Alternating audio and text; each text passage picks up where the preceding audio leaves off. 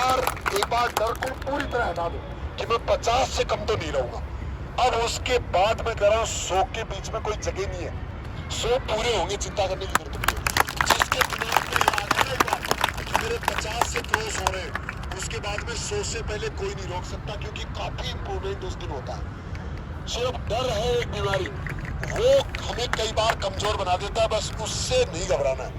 कोई सा भी इवेंट अगर खराब हो जाए तो भी 50 से ऊपर नंबर जाएंगे हर सूरत में। किसी न किसी का कोई ना कोई इवेंट जरूर अच्छा है, एक अच्छा है, बस एक अच्छा होने के बाद में 2 में से अगर आधे आधे नंबर भी आएंगे तो भी 50 से क्रॉस हो जाएंगे। तो किसी भी सूरत में मेरे स्टूडेंट्स को डरने की जरूरत नहीं है। कितना इंप्रूव आपने कर लिया, कितना मजबूत आप बन गए, ये चीज आपको नहीं पता, मैं देख रहा हूँ। जिस इवेंट के ऊपर जाता हूँ ना, खुशी से मतलब इतना अच्छा लगता है कि मैं सारी थकान भूल जाता हूँ। लॉन्ग जंप पे जाता हूँ तो 15 से ऊपर जा रहे हैं बच्चे एक के पीछे। चिन्ह पे जा रहा हूँ सर, कल 3 थे 4 थे, आज 7 लगा। कल एक जोधपुर का बच्चा था, वो एक ही दिन में 3 इंप्रूव करके चला गया।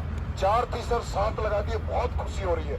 इतना बोल रहा है सर, बहुत खुशी हो रही है मुझे आज, और एक दिन पहले तक नहीं लगी। बोलो कल तक मैं बड़ा निराश था, लेकिन आज सर एक दिन के रेस्ट के बाद, एक दिन का रेस्ट हो गया, प्रसाद वाले दिन शाम को इवेंट नहीं हुए और उससे एनर्जी बॉडी में स्टोर हो गई। कल सुबह पूरे 7 लगा दिए और उछलता हुआ जोधपुर तक गया। आपके साथ भी बेटा ऐसा ही होने वाला है, देखना।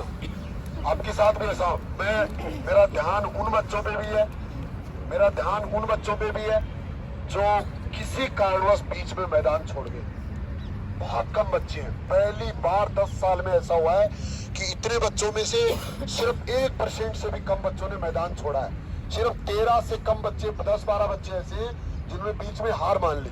वो कई कारण होते हैं। जो विश्वास नहीं कर पाता ना, वो सोचता है ये एकेडमी में वैसी होगी जैसे और लोग बेवकूफ बनाते हैं, जैसे और लोग मीठी मीठी बात करके लोगों को पीछे पीछे घुमाते रहते हैं। ये एकेडमी ऐसी नहीं है बेटा। अगर ऐसी एकेडमी होती तो 1300 में से कम 200-500 तो ऐसे होते जो नारे लगाने वाले होते हैं, जो नारे लगा रहे होते। मुझे भी डर लग रहा था शुरू में कि मेरे पास यार ग्राउंड नहीं है, अगर इतने राजस्थान के क्रीम बच्चों को मैं बुला रहा हूँ, अगर मैं उनको अच्छे से ट्रेनिंग नहीं दे पाया तो क्या होगा, मेरी 10 साल की मेहनत का क्या होगा। लेकिन उसके लिए मेरी टीम का भी मैं बहुत बहुत धन्यवाद करता हूँ कि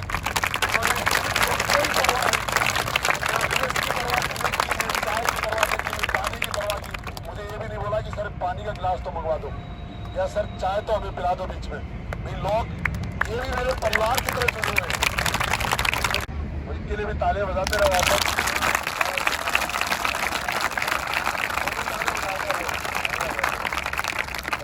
कि असफलता एक चुनौती है, स्वीकार करो।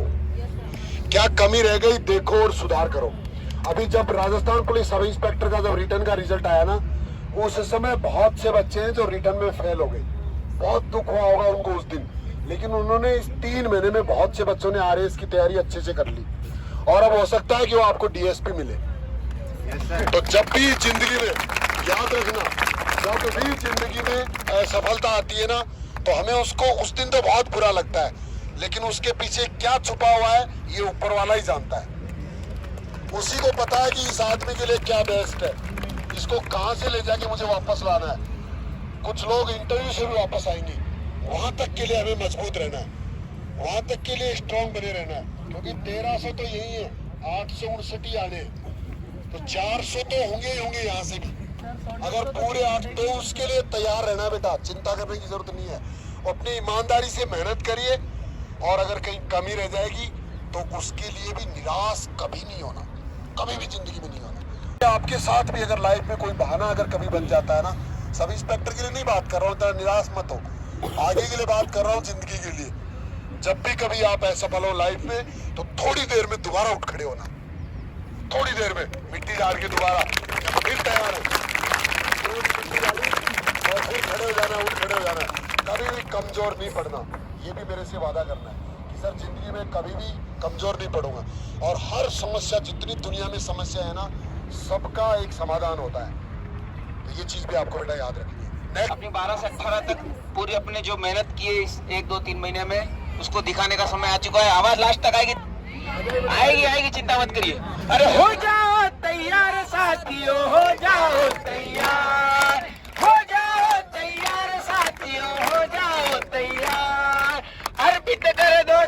मन धन, मांग रहा बलिदान वतन, अर्पित कर दो तन मन धन, मांग रहा बलिदान वतन। अगर देश के काम न आए तो जीवन बेकार, तो जीवन बेकार साथियों, तो जीवन बेकार। हो जाओ तैयार साथियों, हो जाओ तैयार। सोचने का समय गया, उठो लिखो इतिहास नया, बंसी देखो और उठा लो हाथों में हथियार, हाथों में हथियार साथियों, हाथों में हथियार। हो जाओ तैयार साथियों, हो जाओ तैयार। तूफानी गति रुके नहीं, शीशे कटे पर झुके नहीं, उठे हुए माथे के सम्मुख ठहर न पाती हार, ठहर न पाती हार साथियों, ठहर न पाती हार। हो जाओ तैयार साथियों, हो जाओ तैयार। कांप उठे धरती अंबर और उठा लो ऊंचा स्वर, कोटि कोटि घंटों से गूंजे भारत की जयकार, भारत की जयकार साथियों, भारत की जयकार। हो जाओ तैयार साथियों, हो जाओ तैयार। रणवीर सर के लिए कहना चाहूँगा कि हालातों की बंजर ज़मीन फाड़ कर निकले हैं, हालातों की बंजर ज़मीन फाड़ कर निकले हैं। बेफिक्र रहिएगा सर, हम कामयाबी की धूप में नहीं जलेंगे। बेफिक्र रहिएगा सर, हम कामयाबी की धूप में नहीं जलेंगे। आप बस साथ बनाए रखिएगा, अभी तो हम लंबे चलेंगे। बिल्कुल बिल्कुल। अब मतलब आप सबने बहुत एग्जाम दिए होंगे, बहुत सारी चीजें देखी होगी लाइफ में, लेकिन यहाँ पर आके मैंने एक चीज सीखी है कि एक तो चीज बोलते हैं ना बहुत सारे कि नथिंग इज इम्पॉसिबल, वो मैंने यहाँ पर आके सीखी है कि हम मतलब कभी घर पे ज्यादा देर खड़े रहते हैं तो बोलते हैं अरे पैर दर्द हो गई। ये यहाँ पर मतलब 3 घंटे सुबह, 2 घंटे शाम को एक्सरसाइज करने के बाद भी इतनी एनर्जी रहती है कि घर पे जाके भी एक्सरसाइज करते हैं कि माइंड में यही होता है कि आज बोला 15 गया तो कल 16 बार जाना ही जाना है।